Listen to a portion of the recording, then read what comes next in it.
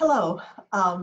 Thank you for watching this virtual acceptance speech. These are strange times, but I have to say I'm incredibly honored to receive the Katz Award, not least because I feel like most of what I've done on campus has involved teaching. So it seems to me as though I'm accepting this award on behalf of everybody who really values and is committed to the process of teaching and learning.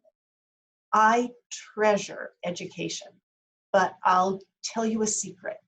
When I was growing up, I hated school. I mean, I really hated it until like 10th grade.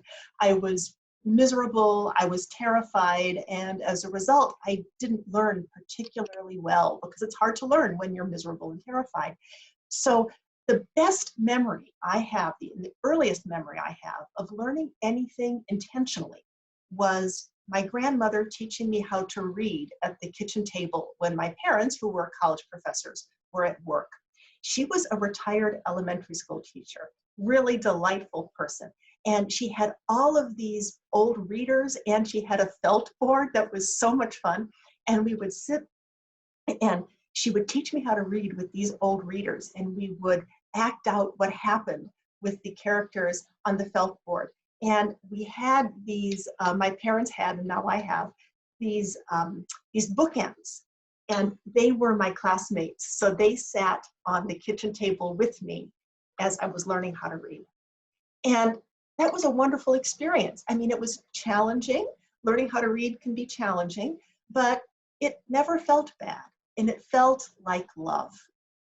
And it seems to me that there is a special kind of love that's involved in figuring out what somebody needs to know or the skills that they need to have, and then sharing that with people. And that's called teaching.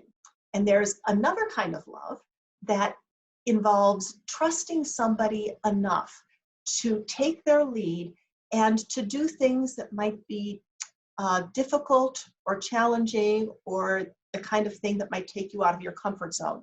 And we call that learning. And of course, teaching and learning, they're activities. They aren't roles. I mean, I am like officially a teacher, but it's cliched, but it's true. I learn from my students all the time. They teach me lots of stuff. They teach me, for instance, good ways to explain things and what aren't such good ways to explain things. And it seems to me that in this time of social distancing, a lot of us are understanding how important interpersonal relationships are.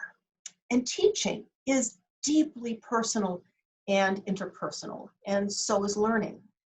It was really disorienting to me when classes ended at spring break, and I knew that I wasn't going to be seeing my students again.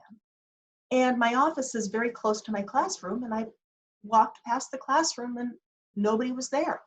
It was empty. It was disorienting. And I know that it was disorienting for a lot of my colleagues as well.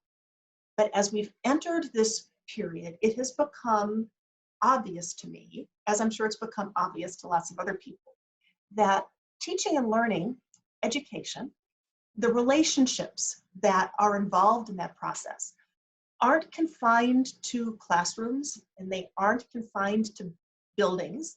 They can occur anywhere. They can occur online. They can occur synchronously or asynchronously. It is more keenly apparent to me than it has ever been before that what we are about is building people and being built by people through these nurturing and mutually supportive relationships that we call education. And I am deeply hopeful that after we are on the other side of this, we will bring into our everyday professional lives as educators and as learners that recognition, and that we will replicate the very best memories that we have of teaching and learning, whether that is in the classroom or through a computer or at a kitchen table. Thank you for watching this. You did not have to. Have a wonderful day. Bye-bye.